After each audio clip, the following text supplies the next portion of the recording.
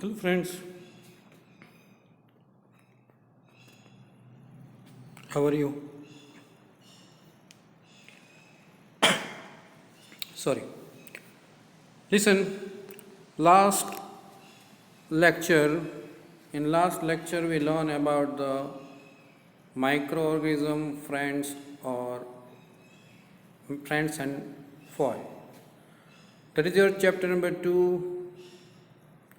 We learn about the microorganisms, types of microorganisms, and today I want to share some more additional information about these microorganisms for you.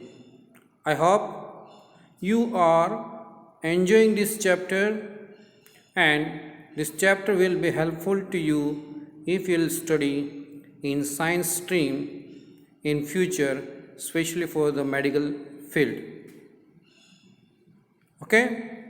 So let's start about microorganism. We will learn about detail of these microorganisms. In last session, we will work out that microorganisms is very minute, so very small in size. We cannot see with our naked eyes, and we require microscope to see that one, isn't it? Second thing, we learn major types of microorganisms are bacteria, fungi, protozoa, algae. So these are the four major types of microorganism. Now, one by one, we'll talk about this microorganism, so you will get it in a detailed way that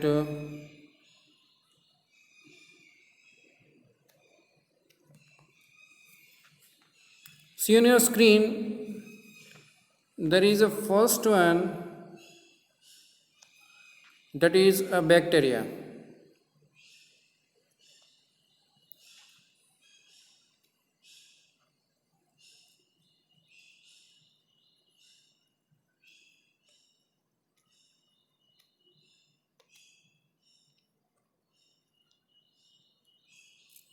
We'll talk about the bacteria. So remember, bacteria are single celled organism. Single celled means their body is made up of only one cell. Single celled organism. So organism which is made up of single cell, I explain you, it's called unicellular. So bacteria is unicellular organism. Second thing that I want to say, that is, you all are knowing that living being we divide into two major group. One is plant group and other one is animal group. So bacteria will belong to which group? Have you any idea? Definitely you will think and you will surprise that how can we say bacteria in which group? So we will keep bacteria in a plant kingdom. We put it in a plant kingdom. Now see what science say, without any proof we cannot do anything. So as I said that bacteria belong to plant kingdom. But how we put the bacteria into plant kingdom? So you think. So answer is there. When we observe bacteria under a microscope, we found a cell wall. We found of a rigid cell wall.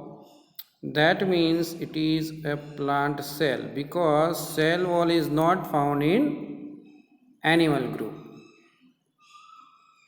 or in animal cell there is a no cell wall. So bacteria is not animal. So what is bacteria?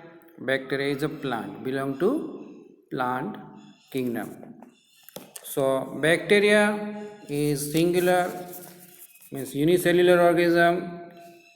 Bacteria belong to plant kingdom because there is a rigid cell wall is present. Bacteria is too small in size, we cannot see with our naked eyes. Our eyes have some limitation to see under these circumstances. We have to use a microscope. With the help of microscope, we can see a minute object magnifying. One example I want to share with you. If you see your hair in under a microscope, so you use microscope and you observe, you see your hair under microscope and it will look like a leg of elephant.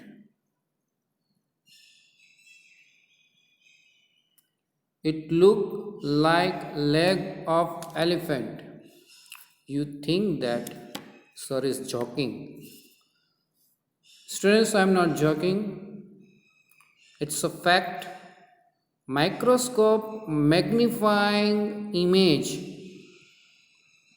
100 of times magnifying is image, and that is why two small things, these microorganisms, we can see under that instrument. So you have to remember that microscope we are using to see bacteria. Then means under microscope bacteria can be visible. Then you remember that bacteria do not have defined nucleus, but nuclear material is present in the center region of bacterium.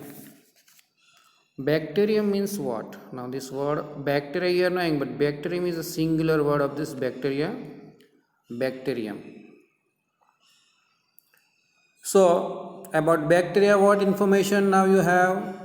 It is made up of single cell. Second, it is observed using microscope, belong to plant group, plant kingdom, and do not have defined nuclear material, but that material is present in the central region of bacterium. Bacterium is a singular form.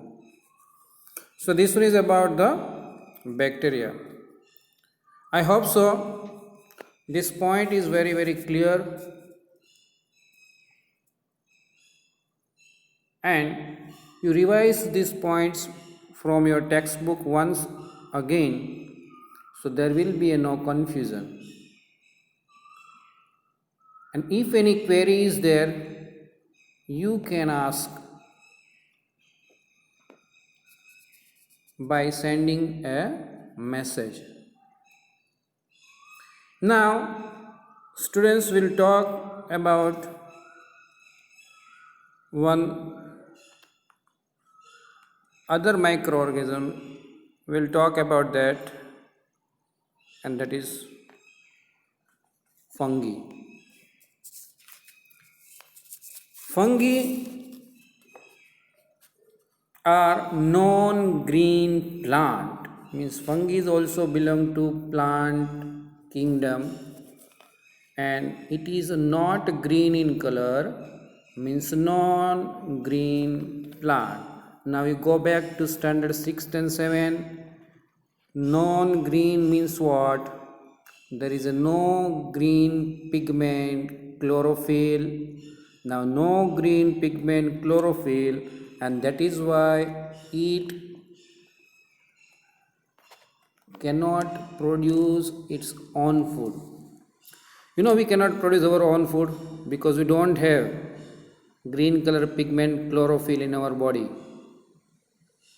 But green plant have chlorophyll in their leaves and make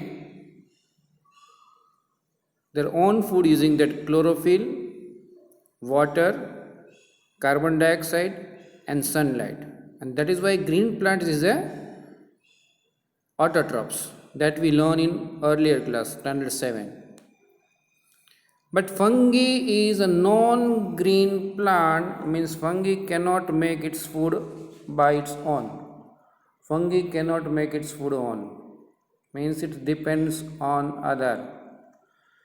Sometimes you cannot do your work your own, you need someone's help, depends on others. Okay, we are depends on the plants, we are depends on other animals for our food. So we are not autotrophic. We are heterotrophic mode of nutrition. We are taking heterotrophic mode of nutrition. But at present here we to talk about the non-green plant. Fungi is non-green plants, means it's belong to plant group, but it's not green. So this one is non-green plant. So as I said, green pigment is not there, so cannot synthesize food, and cannot synthesize food, then what to do? They have to depend on other. Okay, now depends on other. So how will fungi get food? So remember, most of the fungi get the food from the dead material, dead organic matter. From dead organic matter it gets food. Okay, then as we talk, organism is either unicellular or multicellular. Fungi is also unicellular as well as multicellular. Yeast, Y-E-A-S-T. E-A-S-T not, E-A-S-T is a direction, but Y-E-A-S-T, yeast. This kind of fungi is made up of only one cell, and we call it a unicellular fungi. Then some other fungi is also there. In this picture you can see, I try to show you multicellular fungi like Aspergillus and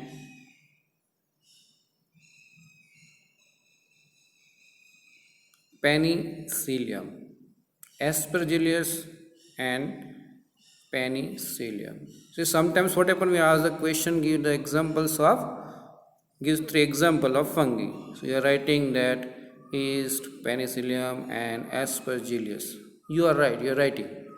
But spelling you are wrong. So do the practice to write correct spelling. Make a note of this You make a note of this spelling in your diary. This Aspergillus penicillium, and this one is yeast. Okay, so students, we get the information about the bacteria as well as we get the information about the fungi. Now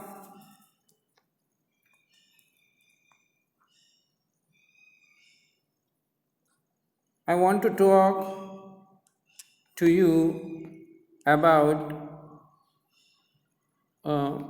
one more microorganism, that is, you are knowing that algae.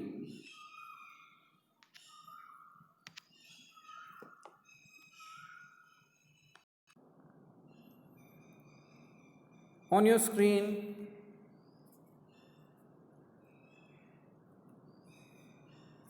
there is details of algae, and remember students, this algae is also belong to a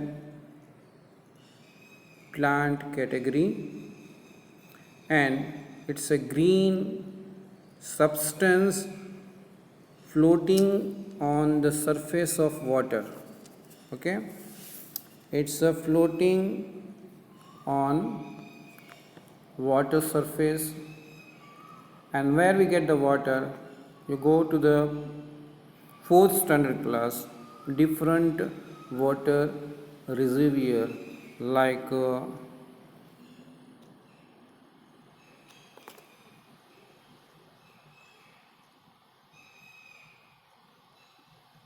pond, lake,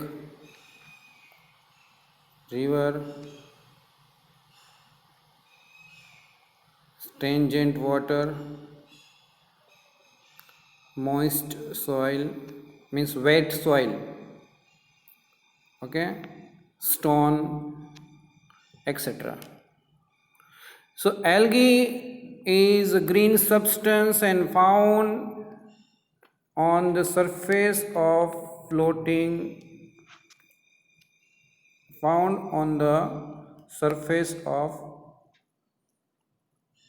water like river, pond, lake, stringent water,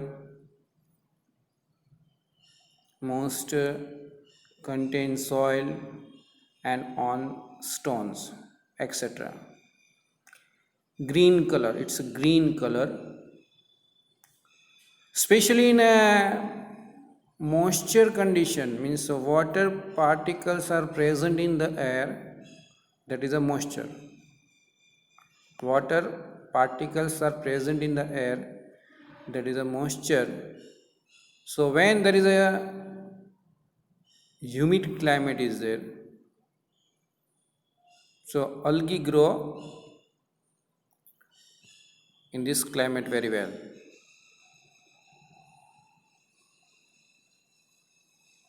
Wet surface. Second, green color, so contain chlorophyll and synthesize food, not depend on others, make their own food and grow. Okay, algae grow itself, making its own food. Now, some algae is unicellular as well as multicellular. Some algae like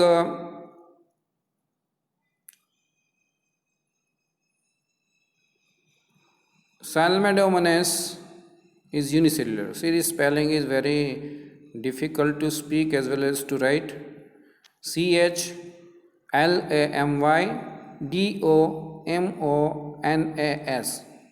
Salmodomonas. And that is a unicellular algae. Same way, some multicellular algae is also there. That multicellular algae is longer in size, and that is found in a sea. And you will get surprised that its size is measured in a meter of long in size measurement. Okay, so this one is about algae. Then if we want to go on, then next one is protozoa. Next one is what? Protozoa. For the protozoa, first of all, you remember the spelling Protozoa. Protozoa. So this protozoa, we will say that it's a unicellular. Protozoa is a unicellular animal. Remember, protozoa is belong to animal. Before this one, whatever we see, that bacteria, that fungi, then algae, they are belong to plant group, but this protozoa is belong to animal group. Okay, remember the example, protozoa example. In last session I explained you that bacteria,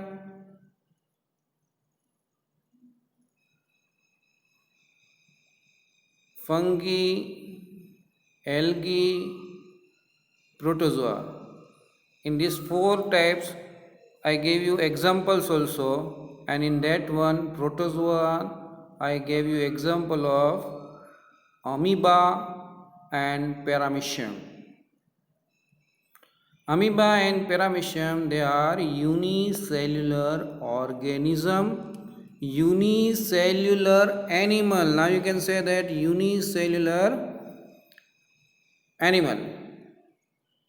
You can write in difference. Suppose example, ask the difference between algae and protozoa. You can say that protozoa is a green substance floating on the surface of water. Algae is a green substance is floating on the surface of the water, and protozoa, you can say that unicellular animals. Getting example of algae, you can say that Salmedomonas. Okay, and protozoa example, you can say that amoeba and paramecium. Amoeba and parameciums are the examples of protozoa. Second thing is,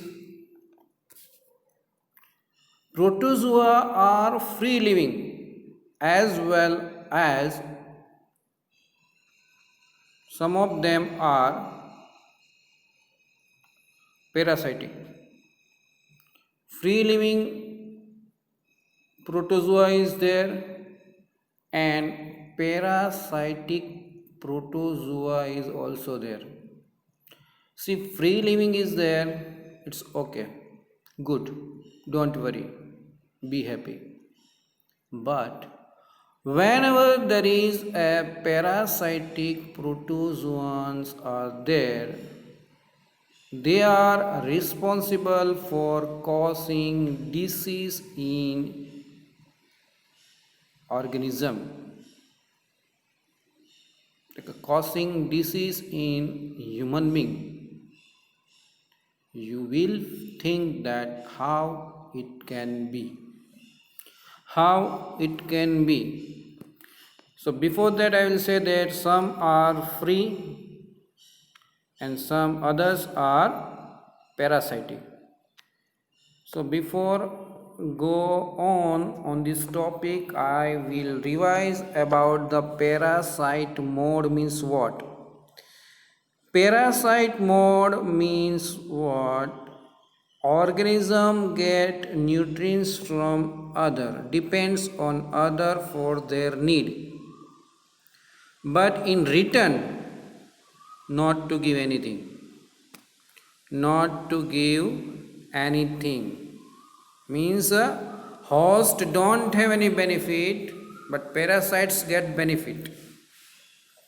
Okay, just like that, someone invite you on on their birthday party. You are there in birthday party, but you are not giving any gift, nothing, simply celebrate and come back. Clear? Same way, one more example will take. Some of your friend daily, means whenever need, give you book. Okay, but when your friend asks you book, you are not giving. So that is good or not good. So this is the relation like that, one side relation only. Okay, one are getting benefit, other is not getting benefit. So that is a parasitic mode of nutrition. Now these are I gave you one simple example to understand this parasite, but in your science there is a relation. One example is there, whale is there, whale, Amar whale is developed on other plant. So from other plants it will get nutrients and all, but that plants will not get any benefit. Only that Amar whale get the benefit and grow. That plant on which it's climb up will not at all get any benefit. So that type of relation is the parasitic. So some protozoa are parasitic. Means now you understand that depends on other animals, means organisms. That depends on some other organisms, means they will harmful to other organism and cause some diseases. Okay, now how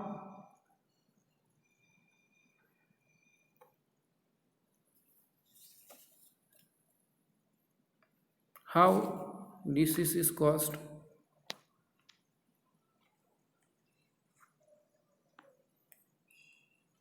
Okay,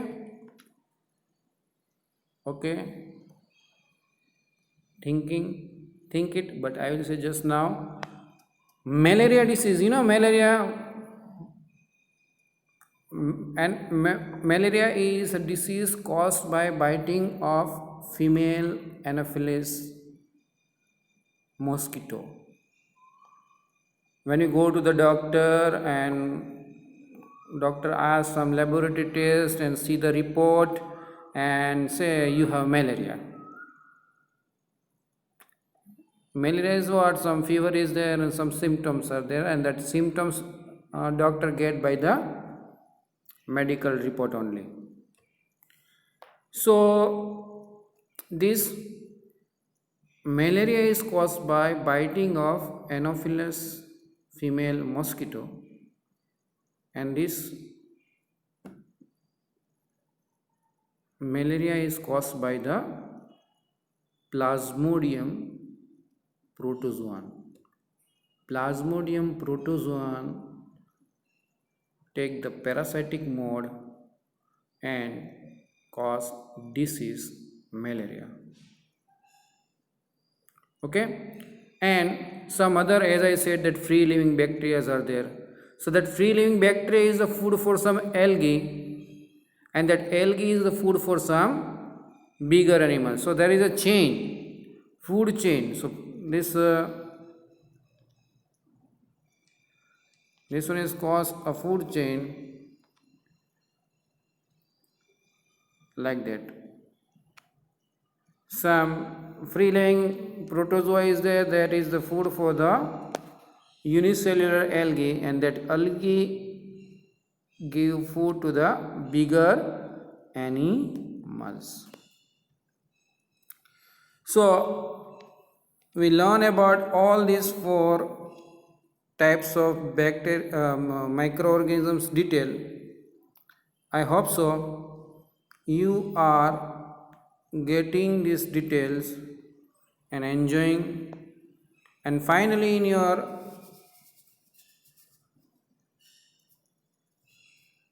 screen there is a picture of virus. I ask you that virus is not at all microorganism. It is a microscopic. It is a microscopic but not a microorganism. It grow when host is there, and from the host bodies it get multiplied.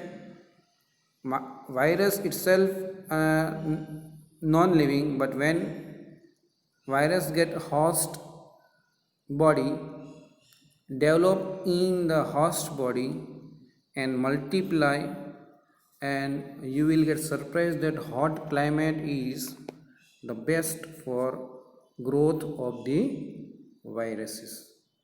Okay, by viruses there is some serious disease like chicken pox and polio. Chicken pox and polio disease is caused by the viruses. Some other diseases are also there which caused by the viruses that you have to remember, but at present you just remember that viruses are not a microorganism. Virus is not at all a microorganism. Okay, so at present I just complete today's class. In next class we will talk about microorganisms in detail, different kind of diseases, and so how friendship with us. So I hope you are enjoying this session. Goodbye.